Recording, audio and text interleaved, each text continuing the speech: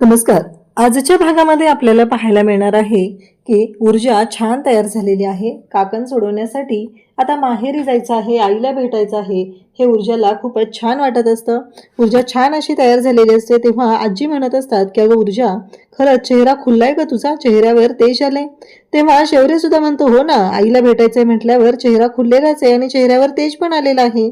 छान अशी ऊर्जा तयार झालेली आहे. पण तिथे विजय येते आणि बोलायला सुरुवात करते, या घरात जेव्हा तू आली तेव्हा शिंदेच्या घरातून आलेली होती, पण आज जेव्हा तू पुन्हा त्या घरात जात आहेस तेव्हा जहागीरदारांच्या घरातून जात आहे. तू जहागीरदारांची सून आहे आणि मग त्या घरात जात आहे असं बोललं जातं.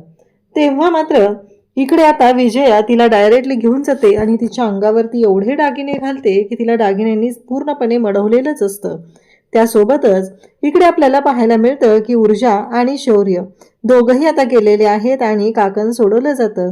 ऊर्जा आणि शौर्य आनंदात आहेत. ऊर्जाने ती गोष्ट सुद्धा ऍक्सेप्ट केलेली आहे की ठीक आहे, त्यांना वाटतंय ना म्हणून या सगळ्या गोष्टी घडतायत असं तिला वाटत असतं आणि ते सगळं ऍक्सेप्ट करून ऊर्जा मात्र त्या गोष्टीमध्ये सुद्धा आनंद घेत असते. तर आजच्या भागाच्या रिव्ह्यूला आपण सुरुवात करूया. इकडे ऊर्जा शौर्याच्या मिठीत आहे आणि शौर्य काही ऐकायला तयार नाही. ऊर्जा फक्त त्याला एवढंच सांगत असते, शौर्य प्लीज ऐक, एकदा ऐक माझं. अरे घरातलं कोणी आलं तर उगीच प्रॉब्लेम क्रिएट होईल, असं नको करू. एवढंच ऊर्जा सांगत असते. पण शौर्याला मात्र त्या गोष्टी ऐकायच्याच नसतात. शौर्य म्हणत असतो की नाही ग, 5 मिनिटांनी काही फरक पडणार नाहीये. तेव्हा ऊर्जा म्हणत असते, शौर्य हे सगळं ना कॉलेजमधल्या मुलांसारखं करतोयस बरं का तू, असं ऊर्जा सांगू लागते. तरीही शौर्य ऐकायलाच तयार नाहीये. शौर्याचं म्हणणं असतं की नाही, मी सांगतोय ना, ऐक जरा तू, असं म्हणत तोच तिला बोलत असतो. इकडे ऊर्जा शौर्याच्या जवळ असते आणि शौर्य ऊर्जाला म्हणतो की कसं आहे माहिती आहे का, माझी बायको माझ्या जवळ असली पाहिजे आणि मला जेवढा वेडेपणा करायचे, वेडेचाळे करायचे तेवढे सगळे मी करणार आहे आणि माझ्या बायकोसोबत करतोय, त्यामुळे मला कोणाला घाबरायची गरज नाही, असं इकडे शौर्य तिला सांगत असतो. त्यासोबतच पाहायला मिळतं ते म्हणजे ऊर्जा मात्र वारंवार त्याला हेच सांगण्याचा प्रयत्न करत असते की शौर्य तू ऐकून घे, असं नको करूस, उगीचच प्रॉब्लेम क्रिएट होतील. पण शौर्याला ह्या गोष्टी ऐकायच्याच नाहीयेत. शौर्य हट्टाला पेटलेला आहे की नाही. शौर्याचं एवढंच म्हणणं आहे की मला ना नाही ऐकून घ्यायचं, मला वाटतंय ना, मी सांगतोय ना तुला, मग मला असंच वागायचं आहे, असं शौर्य तिला वारंवार सांगत असतो. आणि तेवढ्यातच दिव्याचा आवाज येतो आणि दोघंही लपून राहतात. अगदी एकमेकांना बिलगलेले असतात आणि जिन्याच्या साईडला तिथे लपत असतात. त्यानंतर जेव्हा आता दिव्या इकडे किचनमध्ये असते आणि फुंकर मारून आदित्य गरम दूध असल्यासारखं थंड दूध पित असतो, तेव्हा दिव्या म्हणत असते, काय रे हे थंड दुधाला कोण फुंकर मारून पितं का? तेव्हा आदित्य म्हणतो की हो मला माहिती आहे, पण मला वाटतंय ना निवांत प्यावं, तेवढाच वेळ मिळाला पाहिजे, असं तो बोलतो. तेव्हा दिव्या म्हणते, काय चाललंय तुझं हे सगळं? तेव्हा आदित्य म्हणतो की नाही, काही नाहीये, पण मला जे वाटतंय ते मी सांगितलं तुला, तेवढाच वेळ मिळाला पाहिजे, याचा अर्थ काय, असं दिव्या विचारू लागते. तेव्हा तो म्हणतो, अगं तसं नाहीये, वेळ घेऊन दूध पिलं तर ॲसिडिटी कमी होते, म्हणून मी तुला सांगत होतो की मला ॲसिडिटी झालेली आहे, मला शांतपणे दूध पिऊ दे. तेव्हा मात्र दिव्या म्हणत असते, काय चाललंय तुझं हे सगळं? तेव्हा आदित्य म्हणतो, आपण उद्या शॉपिंगला जाऊया का गं माझी गोडुली, असं म्हणत आदित्य दिव्याशी प्रेमाने वागत असतो. दिव्याची मात्र चिडचिड चाललेली असते. तिला डाऊट येत असतो. तो ती म्हणत असते की याचं नक्की काहीतरी बिनसलंय, हा वेगळाच वागतोय. आणि आदित्य मात्र गालातल्या गालात हसत असतो. शौर्य आणि ऊर्जासाठी त्याने हे सगळं केलेलं असतं, कारण त्याला माहिती आहे की शौर्य कासावीस झालेला आहे ऊर्जाला भेटण्यासाठी आणि ऑब्विसली त्याला वाटतंय ऊर्जासोबत आपण बोललं पाहिजे, तर काय चुकीचं आहे, म्हणून तर त्याने मदत करायचं ठरवलेलं असतं.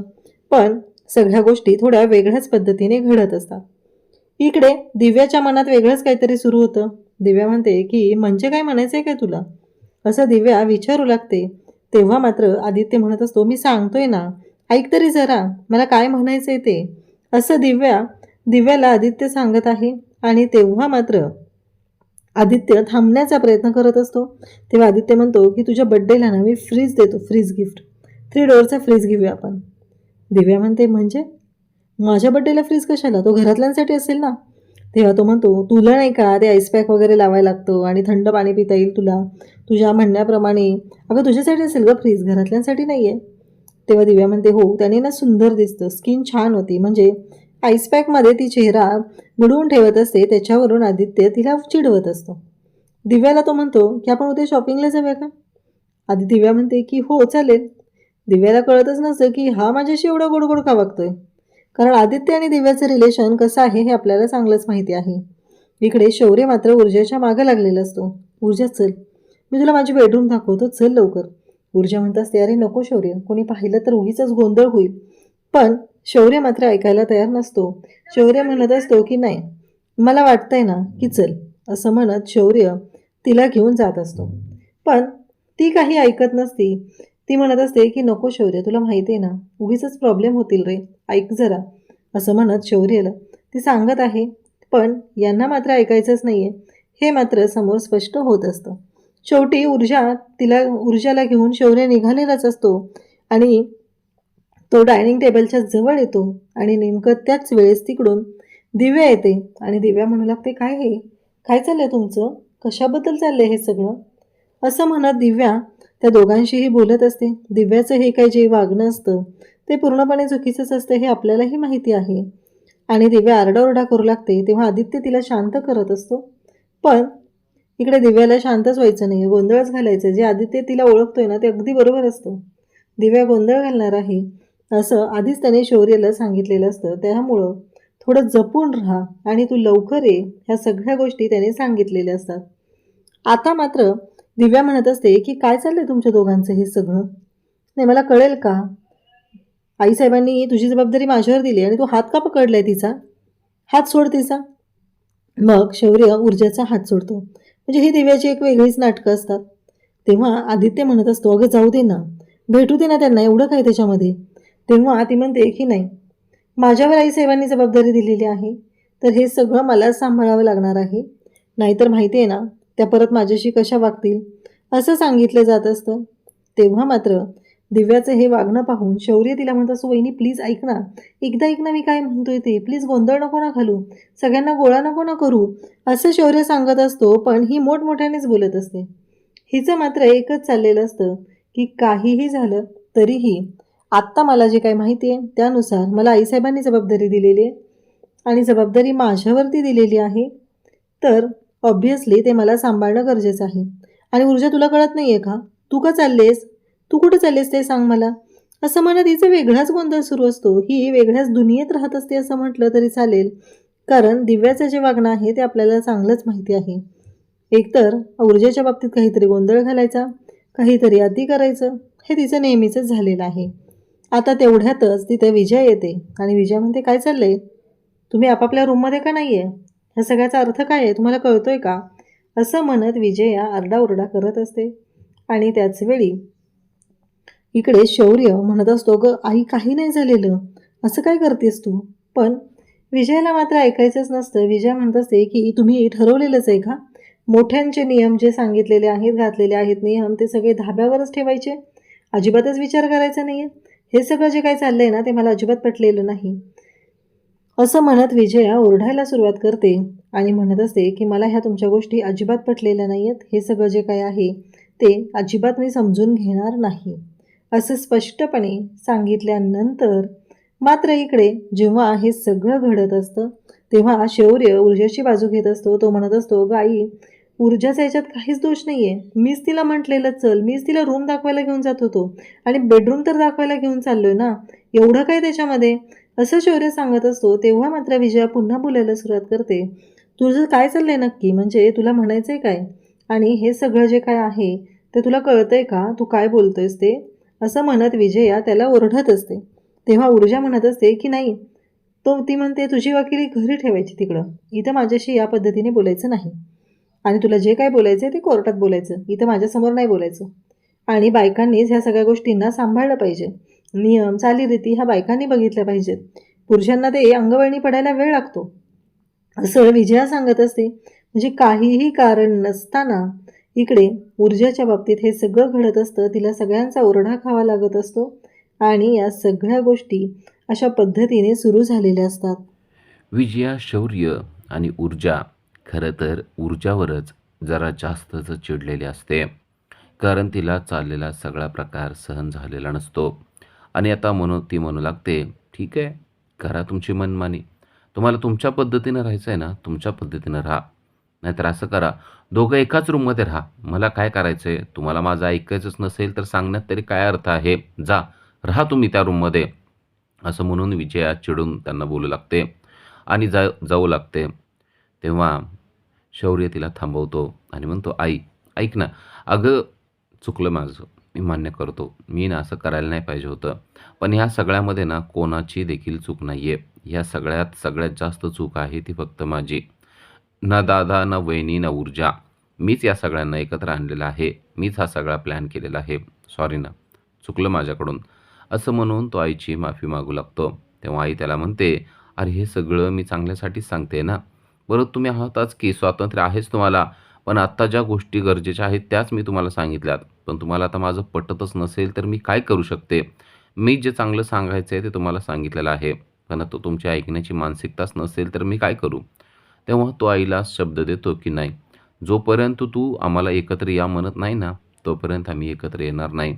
आणि हे सगळं ऐकताना दिव्याला मात्र खूपच आनंद होत असतो. कारण शौर्य आणि ऊर्जा यांना विजया चांगलीच खवळलेली असते आणि त्यामुळं दिव्याला मात्र आसुरी आनंद झालेला असतो. आई त्याला सांगते, "ठीक आहे, आता तू बोललेला आहेस तर माझा तुझ्यावर विश्वास आहे. पण हे सगळं मी तुमच्या चांगल्यासाठीच करते, लक्षात ठेव. आपल्या जागीरदाराच्या घराची काहीतरी रीत परंपरा आहे आणि ती आपल्याला जपणं गरजेचं आहे. म्हणून मी तुला हे सगळं समजावून सांगते." त्यानंतर ऊर्जा देखील सॉरी म्हणते. पण आता ऊर्जा सॉरी म्हणली तरी ती ऊर्जाला जरा पण भाव देत नाही आणि ऊर्जाला उलट बोलू लागते आणि म्हणते, "ठीक आहे, आता ना मी सांगितले त्या पद्धतीनं वागायचा प्रयत्न करा. जरा पोरकटपणा आहे ना तो कमी करा." असा सल्ला आता विजयाने ऊर्जा आणि शौर्य यांना दिलेला आहे.